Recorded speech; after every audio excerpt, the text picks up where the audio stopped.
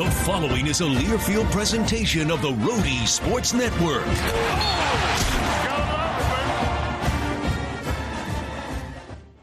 On the Rhody Sports Network. You know, to be quite honest with you, it's humbling to be with good people. That's what we wanted to be a part of. This is the Archie Miller Show.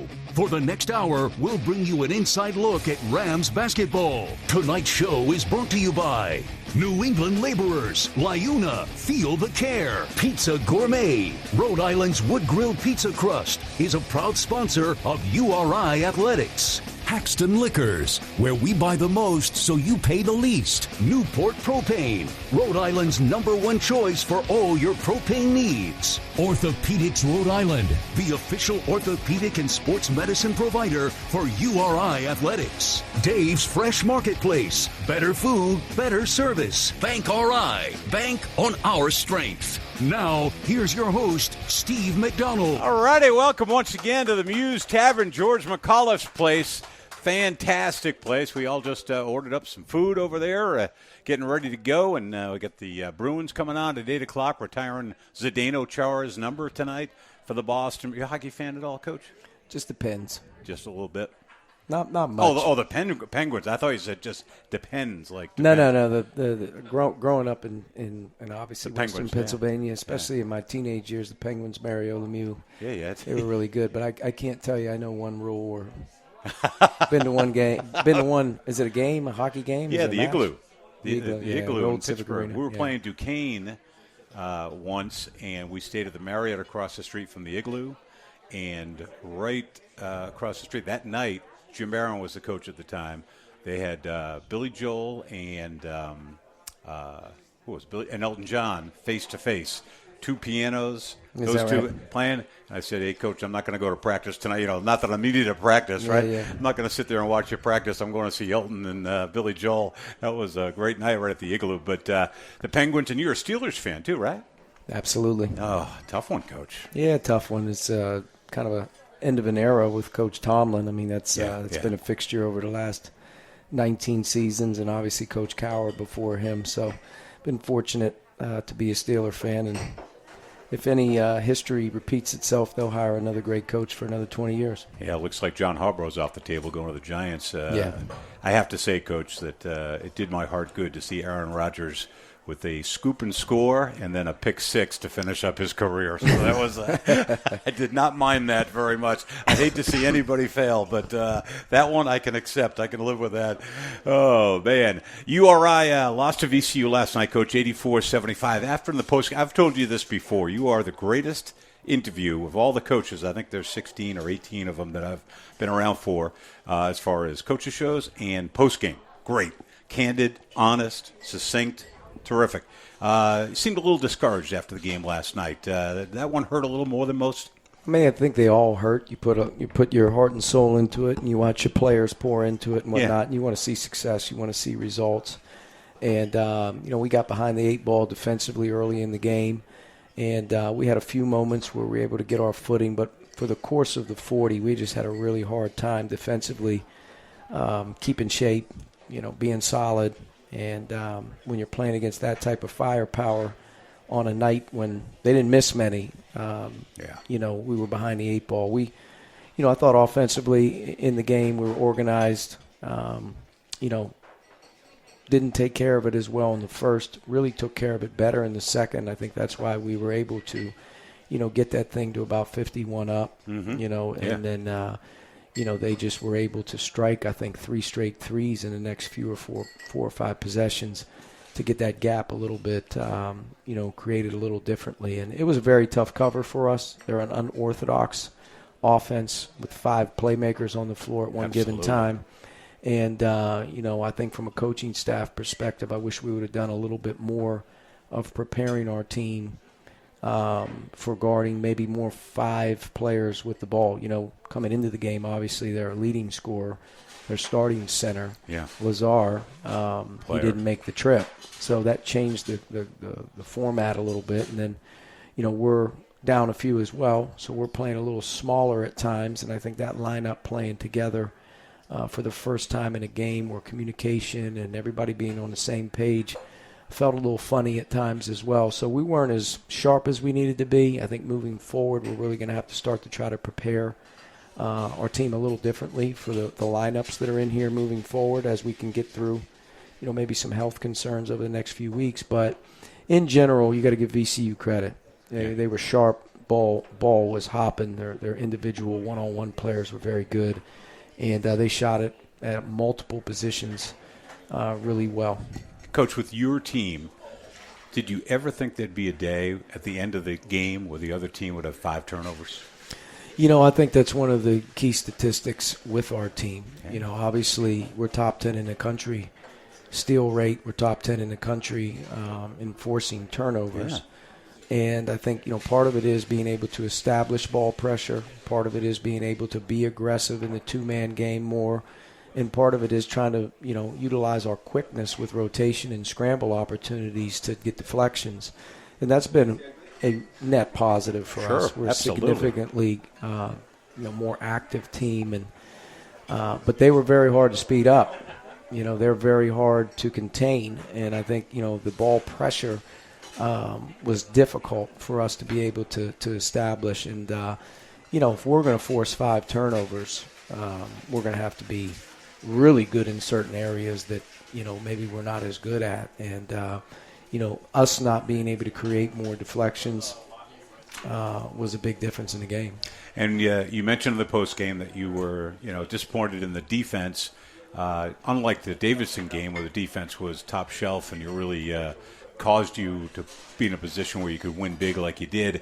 But when you look at their three-point shooting, they're 41%, but the corner shots, some of them closely guarded, and then they'd step away. They were not pinning up to that line. Yeah, I mean, they aren't relegated to be, looking at, hey, these are the 2 guys you got to hone in on from 3, or you got to, basically at the end of the day, I mean, you have 5 shooters or 5 capable shooters on the floor at one time. And their spacing starts to make you nervous a little bit with your help.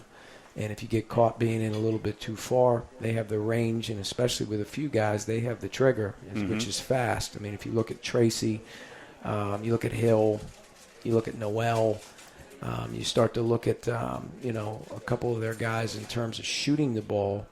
They have Nick Lewis. I mean, they have volume guys who are shooting. Yeah. So, first possession of the game, great energy, great effort, 2 seconds on the shot clock, and Barry Evans, who hadn't made 1 in 3 games, hits one right. And I think that, there's those moments where you kind of need that one to bounce out to get that first stop.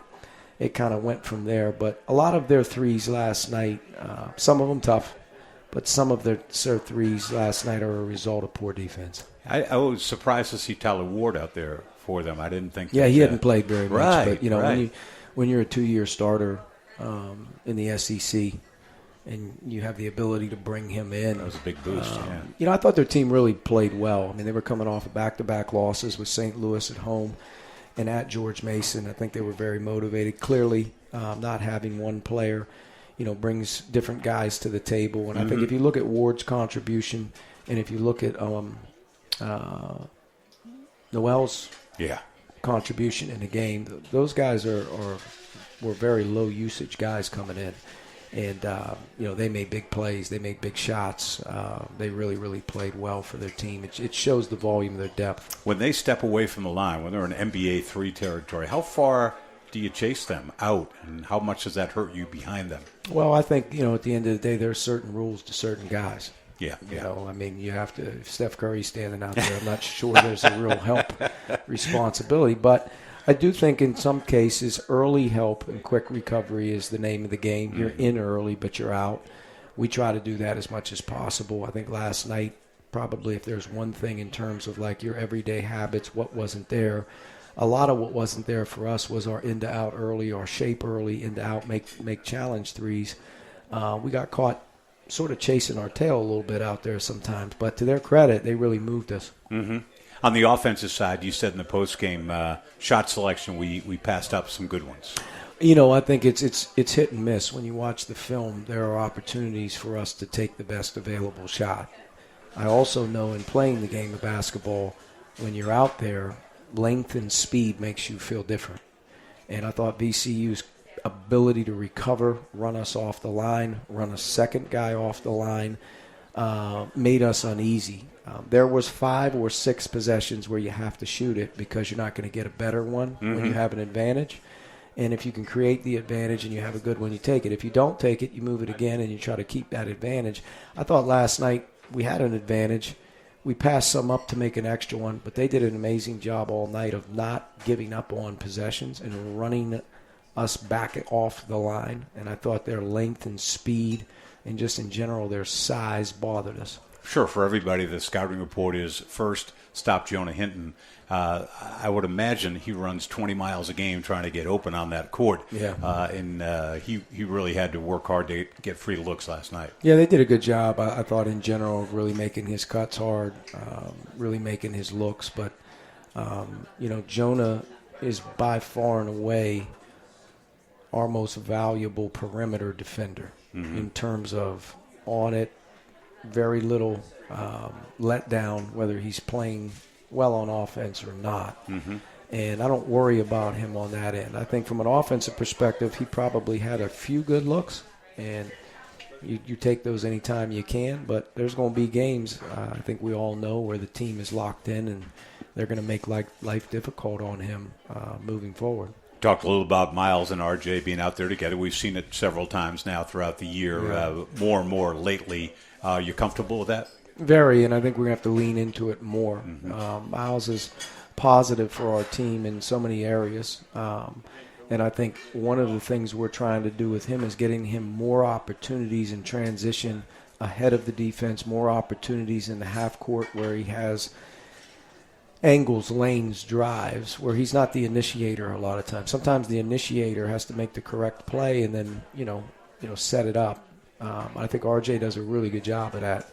And I think in those our last 2 games where we've sort of maybe have shifted a little bit, I think you can see more organization. I think you can see better possessions, and I also think that we're comfortable doing that. As we tweak and we keep moving forward, though, I think playing those 2 together moving forward will be something that obviously we look to do. Starting 5 was Corey, Hinton, Crawford, Cochran, Atizare. Second half starters were Johnson, Hinton, Cochran, Tripp, Atizare. 2 changes in that starting 5 for the second half. Yeah, I mean, just at halftime, it's a gut feel on who's playing well at the time, and down 10, what do we need to do to get off to a good start? I thought that second unit in the second half did a good job of obviously, creating the ability level for us to, hang around, and then I think we subbed. I think Miles was a part of a big run, and to be able to get us back into striking range of 51 up or 6-point game, 4-point game. The big difference, honestly, and there's a lot of frustrations, but one of the frustrations last night in particular here in the month of January has been our drop-off in free throw percentage. We were a 74-75% team through, 14, 13 non-conference games. And we're at 62% in league play. And I think last night in particular against that team in that game, you have to have everything kind of in check. And I think we missed 3 front ends in the second half. That's a big deal when you're missing front ends of free throws and you're not able to keep the game from 10-6 or 6-4, and it goes to 9-11. And foul line, I think we need to find different ways here in this next stretch. We got to really start concentrating more at the line and doing a better job. And overall, not conference numbers, but overall, 72%. But free throw attempts, you're 10th in the league overall. Yeah, that's and you always changed. talk about attempts. That's changed in league play. In particular, the size of the league, in particular, the way the games are being officiated in general. There are some really perplexing plays on a nightly basis where we're not getting rewarded and we're getting called for the same thing. And but we have to find a way to generate more downhill, more 2-point opportunities. We can't be a team that shoots 30-plus threes a game at our percentage. That's a disaster. What we need to do is find more opportunities to attack the paint in different ways, whether it's the post or the drive. But we have to get more rim opportunities for fouls. And our free throw rate, has taken a significant dive in conference. And a part of it is size. There's more size on a nightly basis by position, and we're having a harder time around the rim. But I think we can do a better job with our post position, our screening, our driving, where we're starting to draw a few more fouls. And, hopefully the more aggressive team usually gets rewarded.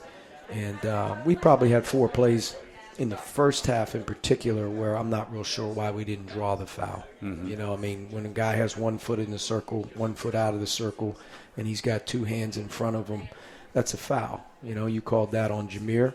You need to call that on him. We're not getting a lot of those 50-50, what's the rule? Just explain it to me, type of things, because I think Tyler probably had at least 2 or 3 in the first half where he should have went to the foul line. Coach, you mentioned threes. Taking too many with the percentage that your team puts up is not a healthy recipe. What's a comfortable number for you?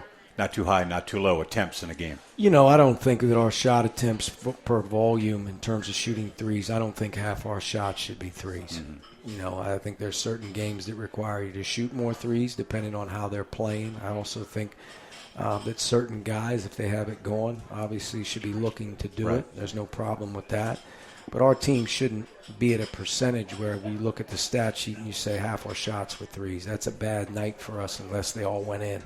But for us, we were much more in that range of we should be finding more twos, more free throws.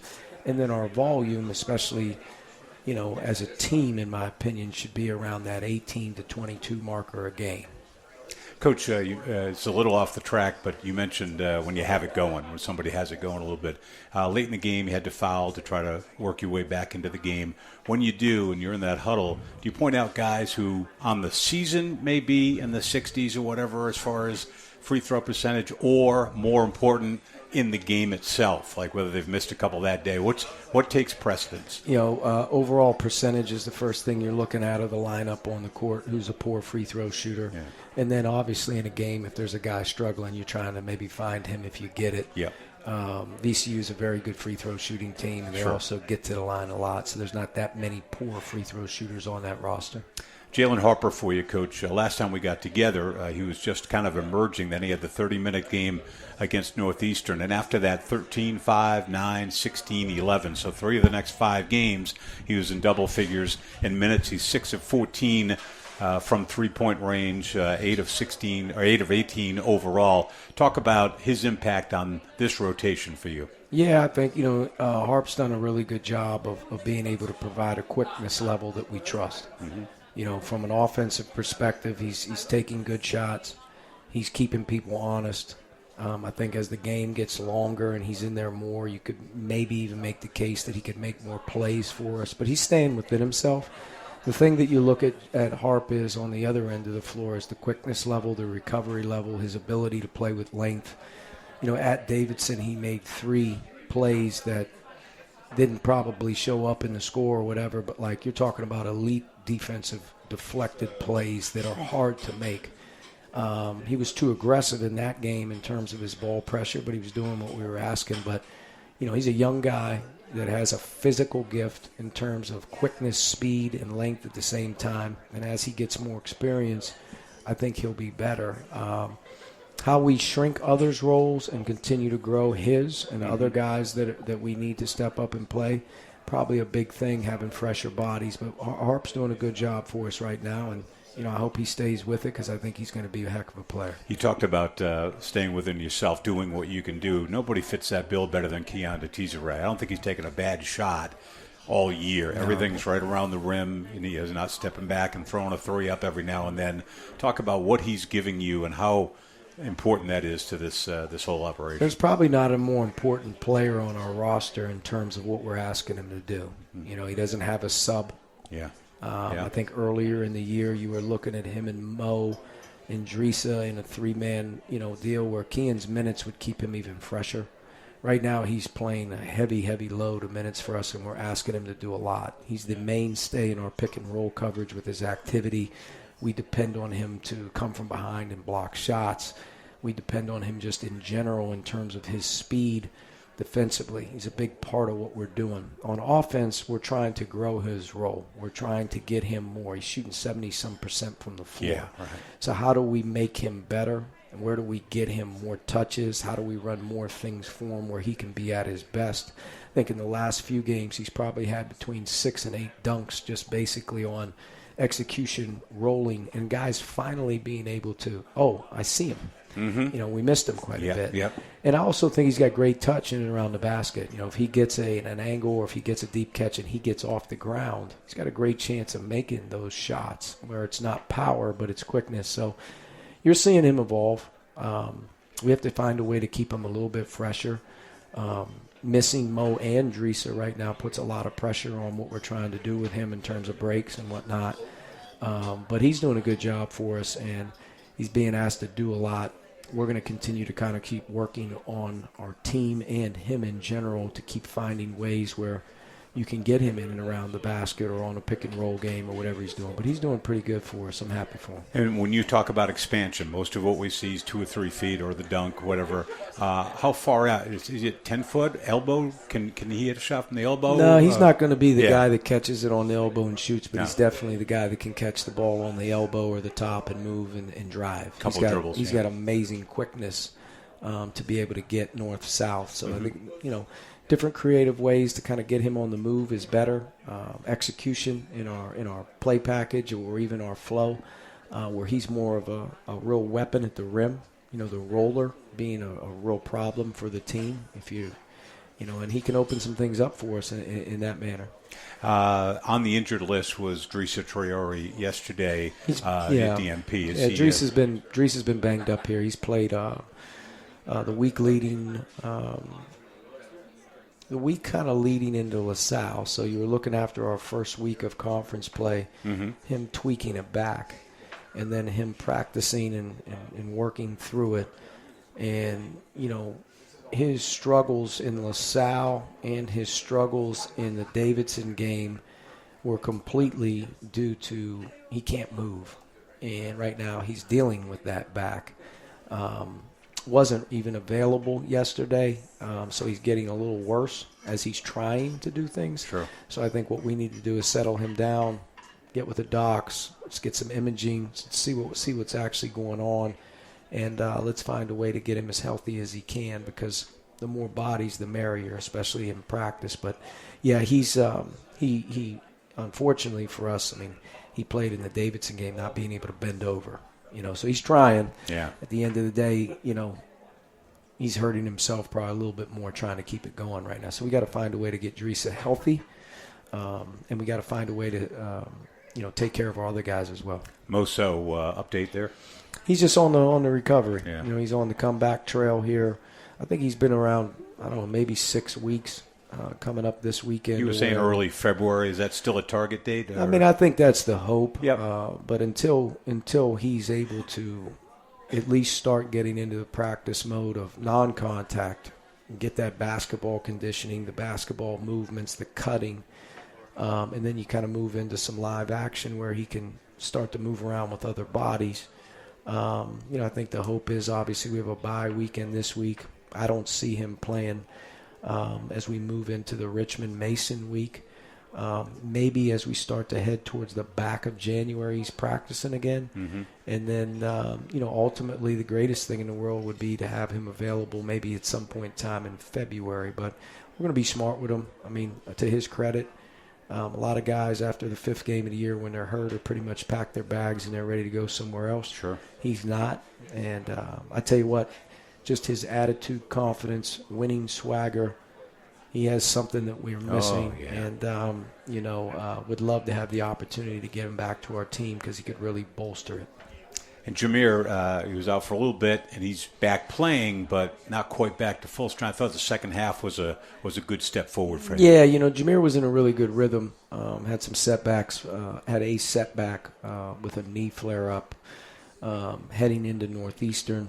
Wasn't himself against Northeastern, and then post-Christmas, it's taken him a minute. And, he missed our Loyola opener. He tried to come back, I think, in the Mason game, and he was on ice skates against George Mason. He couldn't stand up. He got a little better as we went to Davidson, and he's gotten a little bit better as he's worked back. But he's missing he's not one of those guys that can take time off physically and just click. He's back at it. I mean, he's a guy that has to fight conditioning. He's a guy that has to fight practicing every day. Not in a bad way. It's just him in terms of how he needs repetition. He needs quality repetition. He needs conditioning on a daily basis. He lost a lot of that. And I think as we keep moving here, especially like these next 2 weeks, we got to see if we can get a more explosive, a more stance. We got to keep him going because he's a huge part and still is a huge part of what we're doing. And we ask him to do a lot. Sure. I mean, he learns 3 positions on offense and guards 3 positions on defense. That's a difficult challenge just to master. So he needs a lot of work in terms of like his reps, his practice, and he's been able to start to get back consistently where he's in there every day now. And maybe in the second half last night, you started to see a little bit more of him. And I think that moving forward, we're going to have to continue to lean into him a little bit more to create things for us. But he's a good player. And, unfortunately, a lot of guys go through a setback. He's got to fight his way back out of it. And the better he plays, the better we are. Coach, you mentioned the bye weekend. Good time for it, bad time for it, and what are your plans for those extra days? Well, I think, the bye week, it can be used a lot of different ways. I've always looked at the bye week as a coach, don't overkill. Mm-hmm. You got a bye week, hey, let's go to work. And then the next thing you know, it's like, you're not fresh mentally. And, our guys, to their credit, they're not burnt out mentally. They come to practice every day. They come ready. And I love being in there with them in terms of that approach. We have a really good group to coach. But right now, we have some wear and tear going on. And when you have one post player available for practice, it makes that challenge on him and everybody else around him very difficult. So we had a good day today. We dealt with our VCU feedback. We worked on some cleanup stuff, got some sweat in. But I'm going to give these guys a back-to-back in terms of full 48 hours to recover. Let's get fresh. If some guys have some extra work to do on the floor they want to do, they can. But we're going to pick it back up on Sunday and sort of lead Sunday into our next week. Couple last things, Coach, for you. We're 18 games in, 13 games to go. Most improved player on this team from game 1 to now, or players if they got a couple of them. Guys that have really done a little more than you expected. Well, I don't necessarily know if, blown away by improvement. I think we've been consistent in certain areas. I would say that one key thing that we've realized is how much more capable and how much we can depend on RJ's brain. Okay, yeah. Where it's a 1-2 punch, him and Miles play the one, whatever. Well, one of the things is when you're turning the ball over at the rate that we're turning the ball over, you have to, at some point in time as a coach, say at the end of the day, okay, all bets are off. We need to be as organized as we possibly can to give ourselves the best chance. And I think RJ has handled that role in his career for an entire career. Let's lean into RJ running our team a little more. Let's put the ball in his hands to get us organized a little bit more. And you know what? We've turned it over a lot less, and we've been a lot more efficient on offense. Second thing, I think, in terms of our development and what we have to continue to grow into is we've got to get our 3s, 4s, and 5s, our forwards and bigs. We have to get more production in the paint, offensively and defensively, whether it's defensive rebounding, whether it's 2-point field goal percentage, whether it's playing without fouling.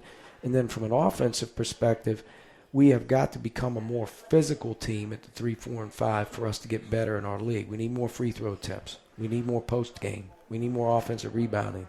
We can't be that team that shoots 31 threes and shoots at 29%. We have to cut that down. How do we do that? We as a coaching staff have to really, really throw the fastball at those guys in terms of how much more physicality we need. And I think you could also say if that happens, you're going to see a real big improvement in Crawford. You'll see a big improvement in terms of playing Tripp, Tyler, and also maybe even Key a little bit more. But we have to be better in that area. But as a coach, what we see is what we get every day.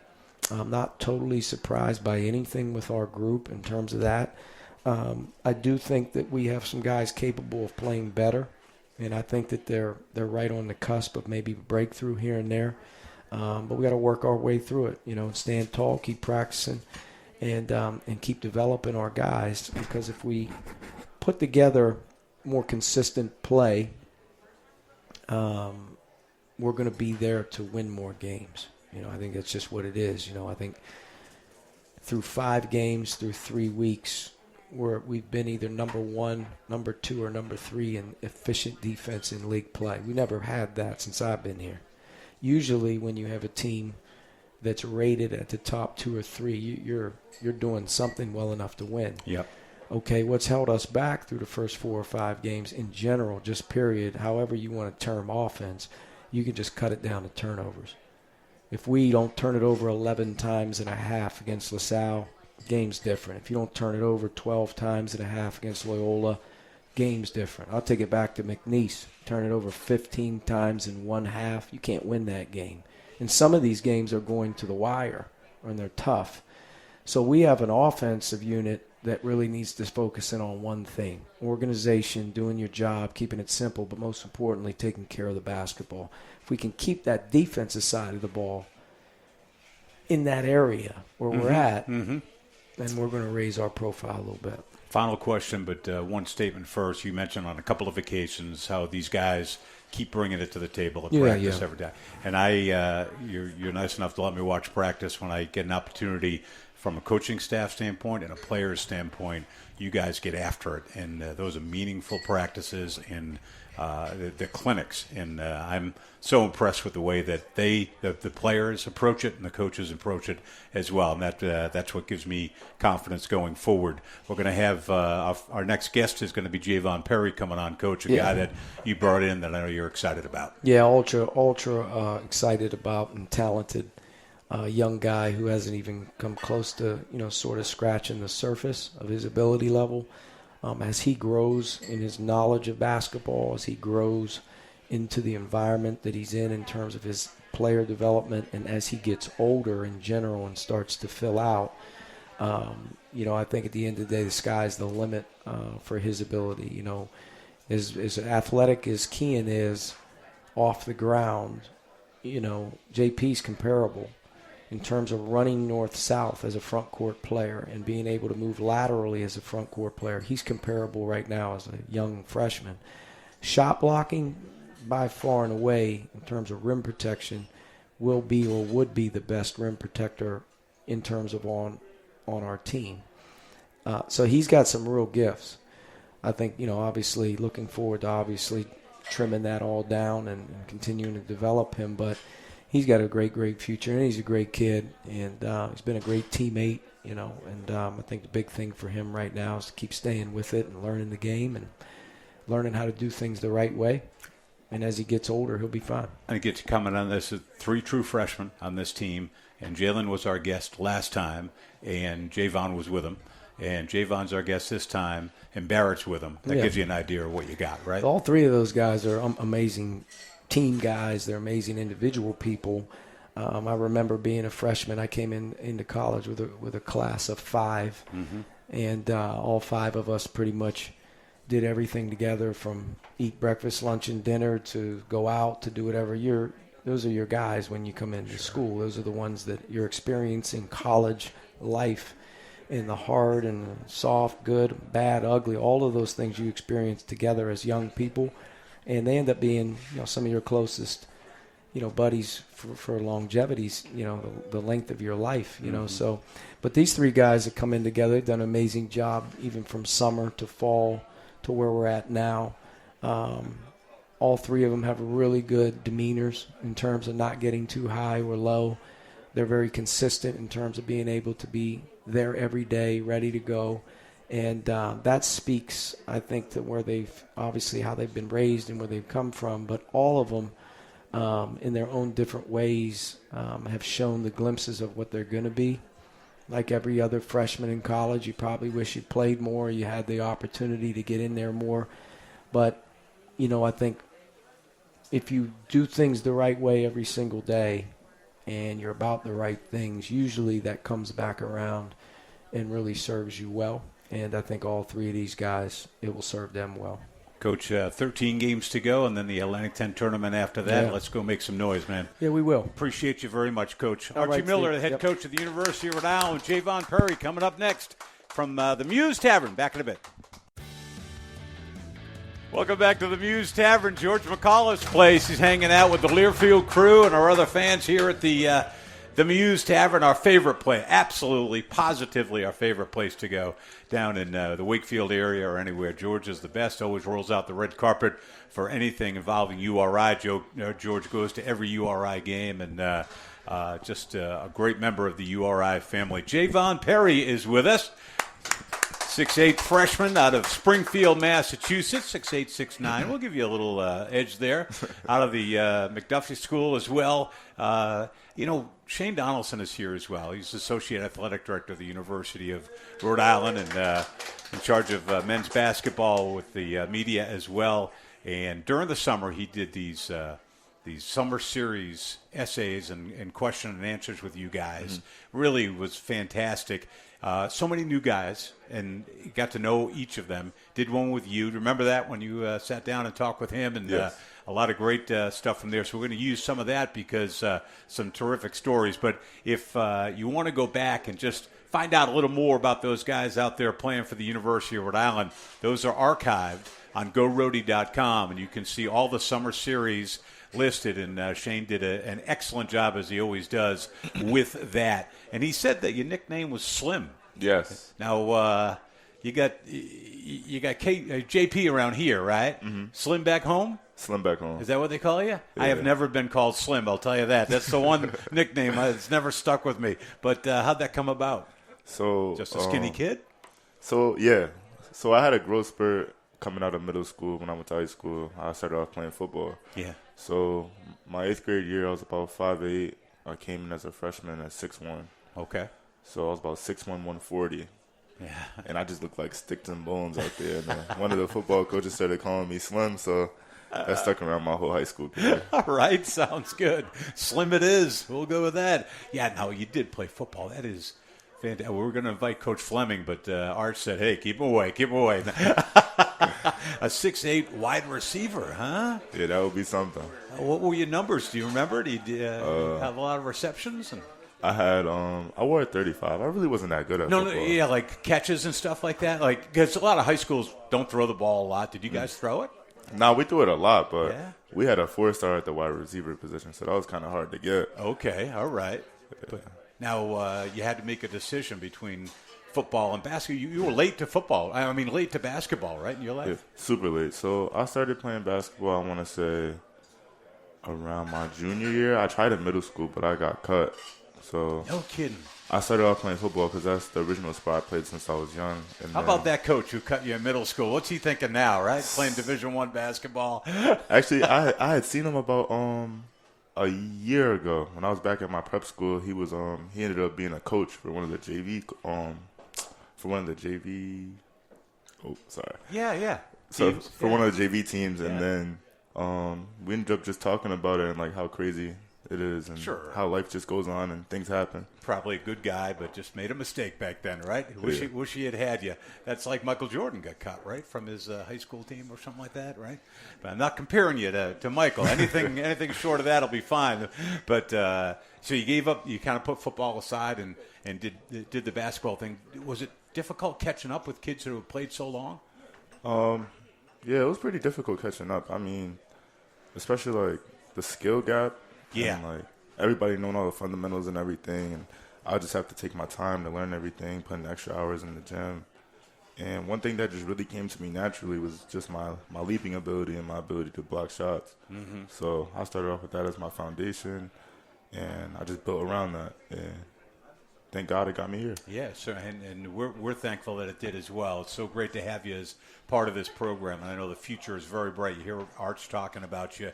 He knows what you can do, and he's excited about it as well. And reading Shane's story, one name popped up that obviously means a lot to you. And if you could tell us the story, Rashawn Harris. Rashawn Harris. So that was my position coach, football. And I really wasn't that good when I first started playing football. But, I started off when I was young. So yeah. it was something that I always wanted to do, so I pursued it. And basically, he just always believed in me and had faith in me and had faith in my ability. And one day, I just sat there and I called him, and I told him, like, I have 2 sports, and I don't know what I want to do. Like, I like football, but I'm really getting better, and I have more opportunities with basketball. So he said that I would have to make a choice, and that choice ended up coming to me, and I still think about him to this day because he really sat down and just believed in me. And when I got my first offer, I sat there and I called him and I told him, and he was so proud of me. Did you really? Yeah. Oh, that's awesome. That is pretty cool stuff, Slim. I'll tell you. That is. And the story also mentioned your biggest role model, which was your grandfather. Yeah, my grandfather. So he was always there for me growing up. He was a carpenter, so I was everywhere with him. Even in the summers when I had finished up elementary, I was always with him in his work van at all these workplaces that he was doing, and I would just sit there and watch, just be a little kid. And, you know, it was just fun, like having that relationship with my grandfather. And he's one of my biggest role models. Absolutely, right? And can you do the handyman work? Like something that if the door is jammed a little bit at the dorm, can take out a screwdriver and fix it up? Yeah, I try to do that a little bit. I mean, I know all the tools and everything and what to use. And especially it came in handy because I had a scooter that I used to get around campus. All right. And that had broke on me. So I had to disassemble the whole thing and put a new tire on and whatnot. And when I was younger, I always used to ride my bike a lot. And every time I popped it, I had my grandpa fix it for me. All right. So I basically just picked that up from him. Being super handy. So if Barrett breaks the toaster or something, you can go in there and fix it for him and get him out of trouble. That's great. Nice to have a handyman around. That's cool. Now Barrett is here to support you. You were at the last show when Jalen was the guest. You 3 guys, the true freshmen on this team, pretty close. Super close. I mean, it started off the first week. Like, we just been close since, and it's kind of crazy. I don't think I've ever had, like, a friendship like this, but we just been super close from the start. Mm-hmm. And we all just get along. We all click, and we got the same personalities, and we just laugh at everything. So it's definitely been a fun year with them, and they definitely made my experience so much better. Now, you guys room together, the 3 of you? Yes. Yeah, okay, yeah. So tell us something, not crazy, and not outside of the law or anything like that, but tell us something we don't know about Barrett Lohr.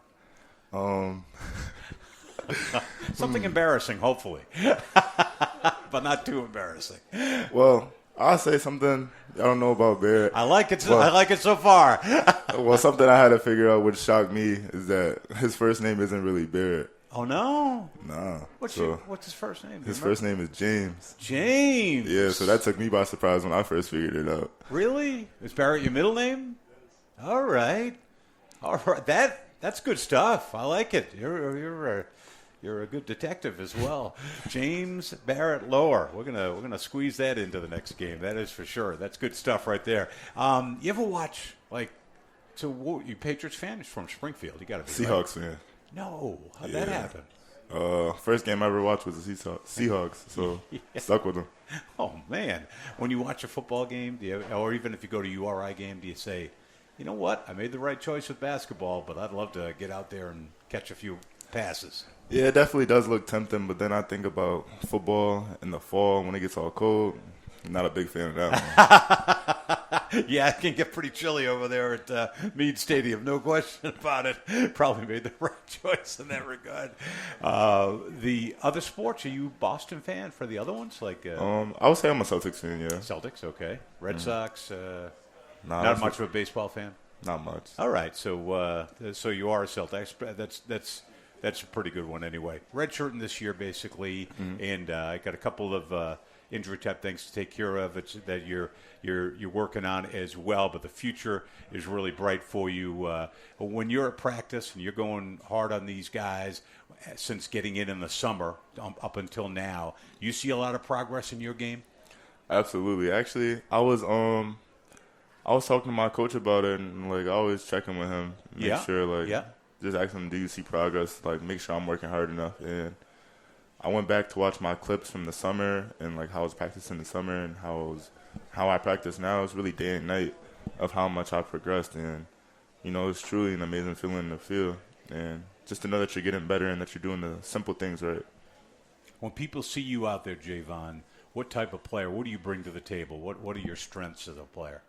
My strengths as a player is playing above the rim, super fast for my position too. So just a rim runner and being able to protect the rim, and especially like ball screen coverage, certain things that we need that I could bring to the table. So those are some things. At practice, you and Keon have some battles? Yeah, most definitely. Yeah. Definitely.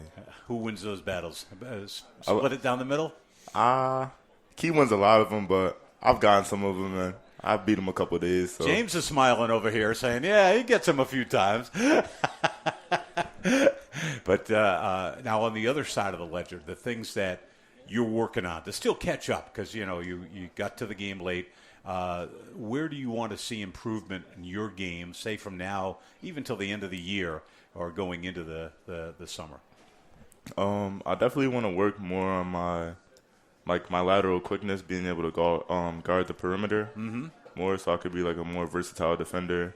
And I definitely want to work on my offense more, being able to spread the floor, just work on my touch a little more, and being able to get more elite at playing above the rim. Okay, yep. Sounds good. Well, hey, when we wrap up with our player guests, we do a Know Your Hometown. So we're going to ask you some questions about Springfield, Massachusetts. How about that, huh? Not bad. Not all that far from here, right? It's about an hour and 50? Hour and a half or so, hour 45, right? Just short of Amherst. So it's a great, easy ride up Route 90 to get to Springfield, Mass. That is where you're from. So here we go. Now, Barrett, when he was with us, or James, as those of us close to him call him, I think Barrett, were you 4 of 5 or 5 of 5? He says 5 of 5. Who can remember? So basically, you got to run the table. What famous amusement park is near Springfield, Mass? Six Flags New England. Six Flags New England is correct. Very good. And that it's in Anawan, Massachusetts, just a mile from Springfield. You're off to a good start. How about the most popular ride at Six Flags? Most popular ride at Six Flags. Superman. The Superman, the ride, is right. It goes up to 77 miles per hour. That's 2 for 2. Barry, you feeling the heat a little bit? James, we're talking about you over there. Here's number 3. Number 3. What sport was invented in Springfield, Mass? Basketball. Basketball. That was an easy one, right? Because you got the Hall of Fame right there. But that was good. Who invented the game of basketball? James Naismith. James Naismith is right. Jeez, I don't remember Barrett doing this well. I really don't. It's foggy. It was a while ago. It was Meet the Players a long time ago. But I can't see this streak going. Here's a couple more for you to wrap it up. The arena in downtown Springfield, where you can play basketball and concerts and other things. The arena in downtown Springfield. Arena. They got the AMP, or you got the Ryan Center. What's the place? Mass Mutual Center. Mass Mutual Center is right. Whoa. That was a come-from-behind answer right there. Excellent work. And final one. This is a little tough one because it's nothing to do with sports. But what famous children's book character has a museum in Springfield, Mass? Dr. Seuss. Dr. Seuss is correct. That is fantastic. Excellent. I tell you what, that was 6. Barrick at 5. To me, 6 is more than 5. So I think you're the new champion. Fantastic. James, you're in second place. Good luck to you. Jalen, congratulations on Javon. Congratulations on being here and being part of this program. We know great things are coming for you. Coach loves you and loves the promise that you have. And we're really excited about you being part of this program, part of this team. So and thanks for being with us tonight, man. No problem. Appreciate it. Javon Perry with us out of Springfield, Mass. A Dr. Seuss fan. We love it. Green eggs and ham. You know the green eggs and ham at all? Yeah, a little bit. Can you? You want to give us a little bit? Oh, that was a long time ago, man. I was like 4. This would put you well past James. Absolutely off the charts. A little bit? I don't got nothing. I wouldn't be able to do it either. Thanks to George McAuliffe for having us here at the Mews, as always, and appreciate all you guys for rooting for the Rams, and we'll see you at the Ryan Center soon. Weekend off for URI, on the road midweek, and then back home after that. Javon, thanks so much for being with us. We appreciate it. No problem. Take care, and go Rhody. You've been listening to The Archie Miller Show. Tonight's show has been brought to you by New England Laborers, Liuna, Feel the Care, Pizza Gourmet, Rhode Island's Wood Grilled Pizza Crust is a proud sponsor of URI Athletics. Haxton Liquors, where we buy the most so you pay the least. Newport Propane, Rhode Island's #1 choice for all your propane needs. Orthopedics Rhode Island, the official orthopedic and sports medicine provider for URI Athletics. Dave's Fresh Marketplace, better food, better service. Bank RI, bank on our strength. The preceding has been a Learfield presentation of the Rhody Sports Network.